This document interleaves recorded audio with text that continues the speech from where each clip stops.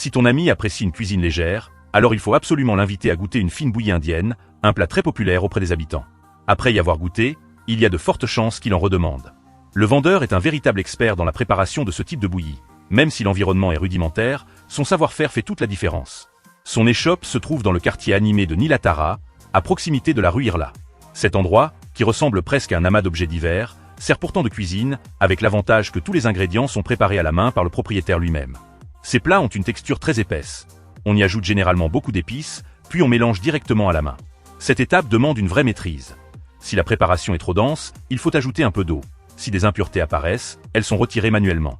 Pour renforcer la saveur, les vendeurs expérimentés n'hésitent pas à incorporer une grande quantité de sel, de garam masala et de piment en poudre.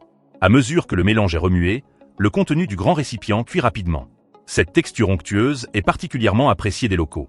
On trouve aussi un accompagnement très connu, une galette croustillante et parfumée, qui vaut la peine d'être partagée avec des amis si l'occasion se présente.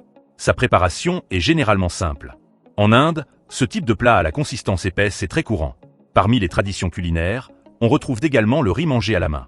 En voyant tout cela, si autour de toi quelqu'un aime particulièrement ce genre de plats épais ou le riz mangé à la main, pense à le mentionner pour qu'il vienne découvrir cette histoire.